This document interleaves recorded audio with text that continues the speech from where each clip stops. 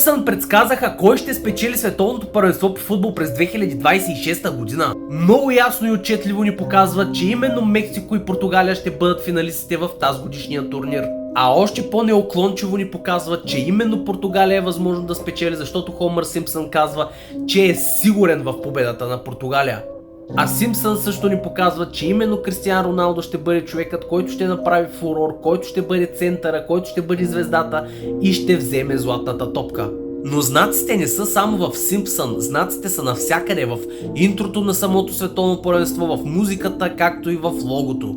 Много професионалисти и специалисти по колористика, именно науката, която е за цветовете, казват, че цветовете на всяко едно лого, на всяко едно интро, което е съществувало на FIFA, на световно първенство, отговаря на цветовете на знамето на победителя. И тази година не е изключение. Цветовете на логото на световното първенство през 2026 напълно съответстват на цветовете на знамето на Португалия. Като най-пресният пример е аржентинското знаме, което напълно съответства на логото през FIFA 2022 година и съответно те побеждават.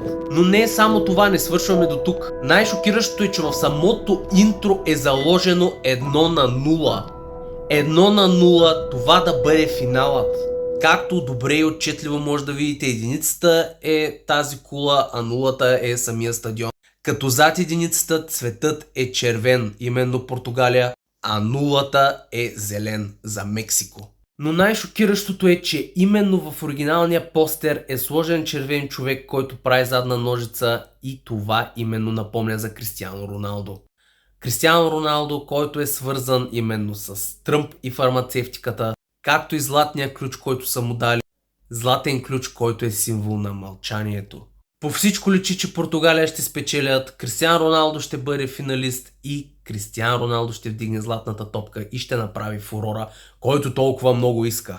Поне по този начин ще може да разберем тия неща простоти ли са или наистина ще се случат. Защото ако се случат, това ще е най-голямото доказателство, че този свят е тотално нагласен. И най-якото е, че ще може да го видим на живо, очи в очи. Ще се случи ли? Защото ето сега можем да направим една пълна равносметка, можем директно да видим ще се случи ли конспирацията. Само конспирация ли е или ще се случи наистина? Ако не се случи наистина, конспирациите не съществуват, край. Но само да се случи. Тогава ще стане интересно. Споделете ми в коментарите вашия любим отбор, за кого сте, кого харесвате и кой според вас ще стане шампион. А ако ви харесват такива клипове, харесайте клипа, абонирайте се за канала и споделите с приятели, за да видим пак те какво мислят по този въпрос и дали е нагласена цялата тая работа.